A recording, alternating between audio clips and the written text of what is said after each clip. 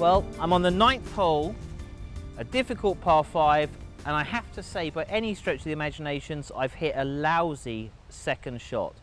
I now find myself into a situation where I have to cross the water, play over to the green. Now, water is a lovely feature on a golf course, but only to look at. It's terrible when you've got to play over it or alongside it. So now it's all about, what's my decision? I'm in the rough, I have a fairly reasonable lie, and the key thing in the rough, you have to strike down on the ball. So what I'm going to do in my technique is do everything I can to increase the angle of attack.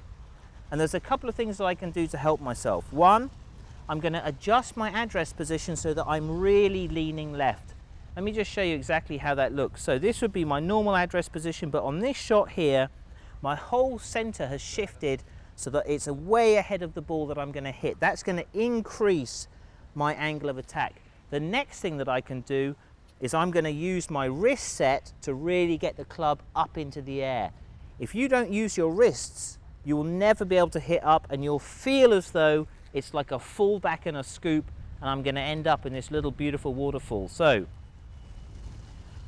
a couple of keys to focus on technically.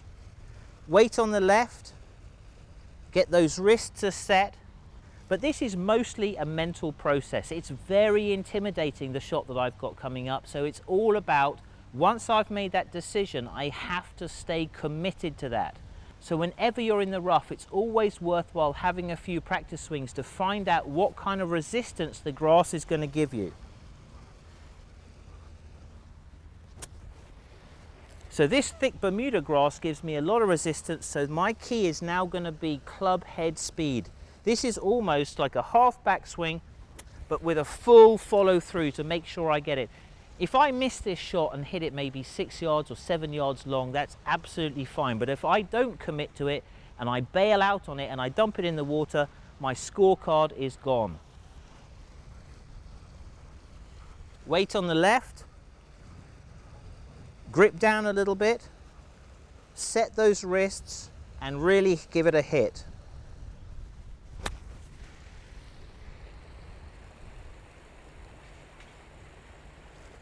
Not a bad effort at all, even if I say so myself. So the key things are, when you find yourself out of position, you have to be able to evaluate the lie in the grass. There are some times when you just have to take your medicine, but there are also times when you can get away with one.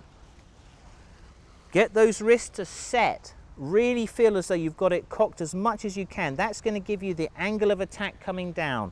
From there, it's all about keeping the speed going, keeping the commitment going, and trying to finish in a full follow through. So let me just show you those basics one more time. Weight on the left side, really loaded on the left side, 90% on the left side, and it's going to stay there all the way through this swing. The engine of this is mostly hands and wrist set. That wrist set has to be aggressive. Look how much I've cocked that golf club up into the air. That's going to give me the angle of attack coming down, and then it's all about commitment. I must keep the speed up all the way through to the finish. If I stop at the ball and hope it's gone good, I'm in big trouble. Weight on my left side, set those wrists.